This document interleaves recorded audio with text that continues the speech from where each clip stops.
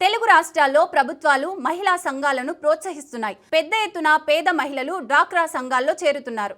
అయితే ఓ సమస్య వారిని వెంటాడుతోంది.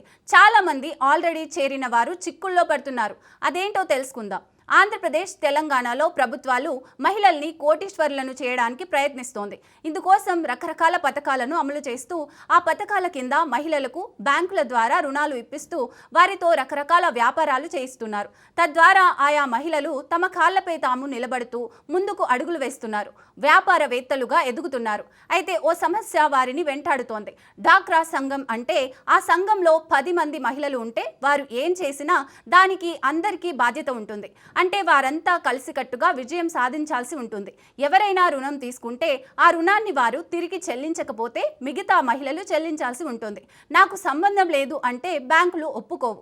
ఎందుకంటే ఈ రుణాలు వ్యక్తిగతంగా ఇవ్వరు. స్వయం సహాయక సంఘాన్ని లెక్కలోకి తీసుకొని ఇస్తారు. ఈ రుణం పొందాలంటే సంఘంలో చేరాల్సిందే. ఇటీవల మెదక్ జిల్లాలోని నిజాంపేటలో మహిళా సంఘాల సభ్యులు ఆందోళన చేశారు.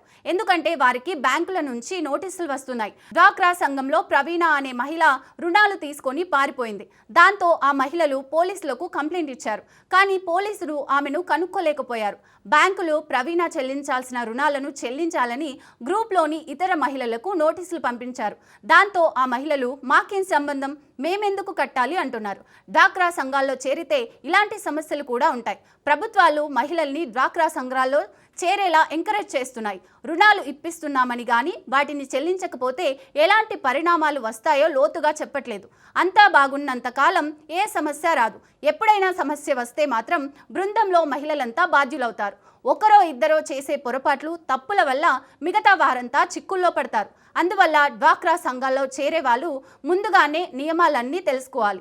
అలాగే తమ బృందంలోని ప్రతి ఒక్కరి వివరాలు తెలుసుకోవాలి. డ్వాక్రా సంఘాల్లో చాలా మంది నిరుపేద మహిళలు చేరుతుంటారు. వారు తాము తీసుకున్న అప్పు చెల్లించడమే కష్టం. అలాంటిది మిగతా వారు తీసుకున్న అప్పును చెల్లించాల్సి వస్తే చాలా కష్టమైపోతుంది. కొంతమంది కూలి పనులు చేసే మహిళలు కూడా ఇలాంటి సంఘాల్లో చేరుతున్నారు.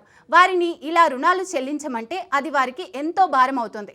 ఆ సంఘంలో చేరి కోటీశ్వరులు అవ్వడం సంగతేమో కానీ అసలుకే సమస్య వస్తోంది. అందువల్ల ప్రభుత్వాలు డ్వాక్రా సంఘాల్లో మహిళలకు రుణాల విషయంలో కొంత వెసులుబాట్లు కల్పించాలి. ఎవరైనా రుణం చెల్లించకపోతే ఆ బాధ్యతను ప్రభుత్వం తీసుకోవడం మేలు. తద్వారా మహిళలంతా ధైర్యంగా బృందాల్లో చేరి తమ కాళ్లపై తాము నిలబడి వృద్ధి సాధిస్తారు.